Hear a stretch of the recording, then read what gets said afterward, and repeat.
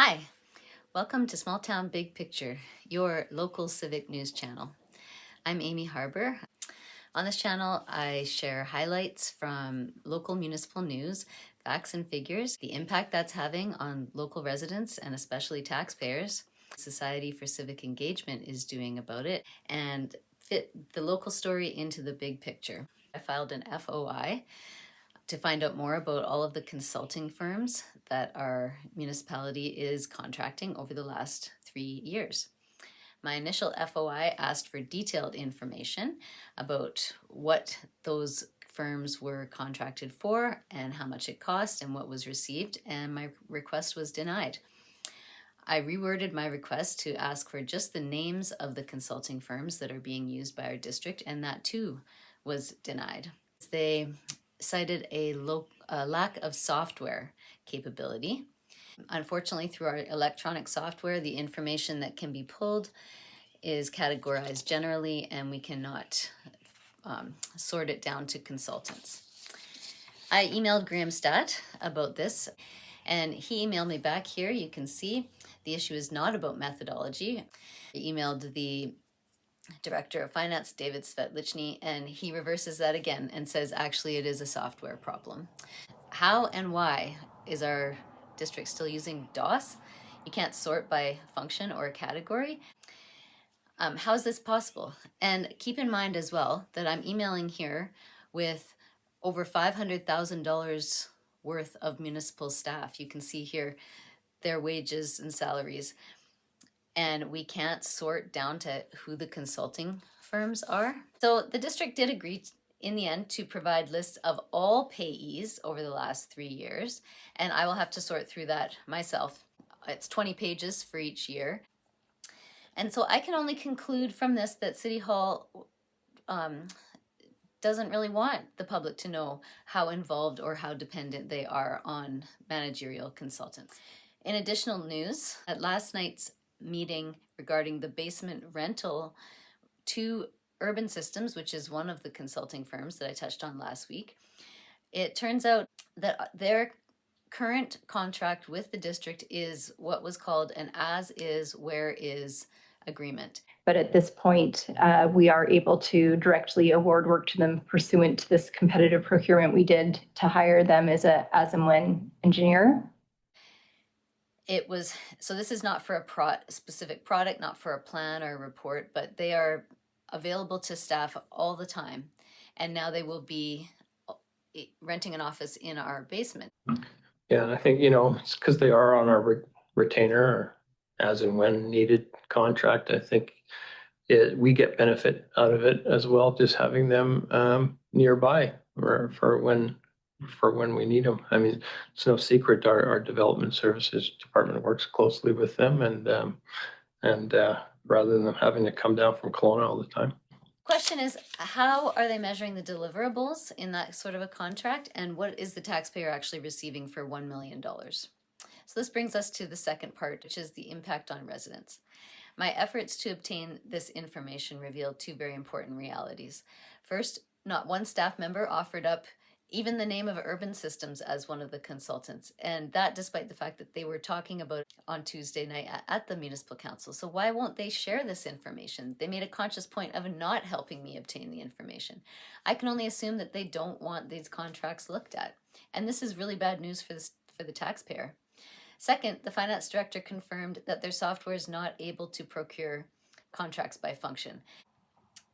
That makes me think our finance department is structurally incapable of a crucial way that one would want to analyze costs across departments and possibly find efficiencies. This kind of $1 million as is, where is relationship with a consultant firm in the building is more akin to a second layer of permanent staffing. At last year's budget, our society assessed the municipal staffing levels and found that not only do they account for nearly half of our town's entire budget, but they're rising every year.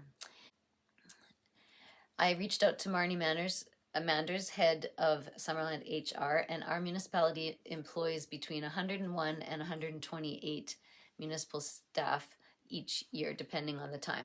58 earn over $75,000 per year, And 23 of those employees have the title of either chief operator, director, manager, or coordinator. So this puts us at a roughly 1-to-5 ratio of supervisors to employees. The bottom line for us is that staffing is a huge cost to the taxpayer. So now we find out that there's another layer, this managerial consulting firm adding another $1 million. So these costs are planning, reporting, analyzing, advising, and directing, are taking away from the actual doing of municipal operations. Maybe we need less paper and more pavement. And so I thought we would take a look at some comparable towns across the province. Comox is a town of 14,000. Sechelt is a town of 11,000. And let's take a look at what some of their numbers are. Their total expenses were 30 million and their staffing was 7.4 million. Of Sechelt, total expenses was 22 million and their total staffing costs 6.4 million. To Summerland, 39 million.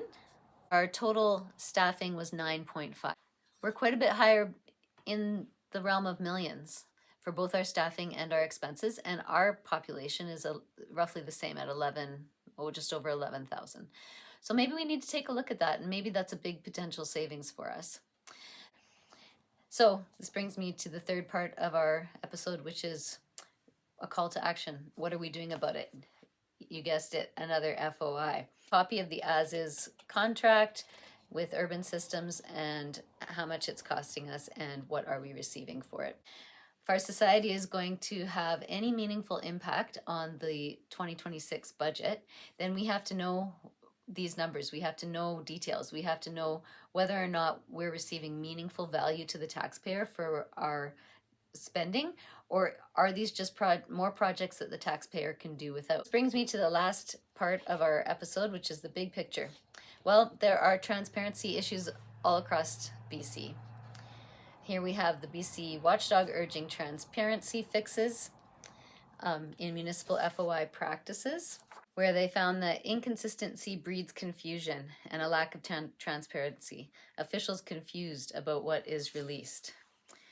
We also have the BC Ombudsperson warns of weak oversight of municipal integrity and ethics. And lastly, from the Tyee, the BC Privacy Office forced to obtain a court order.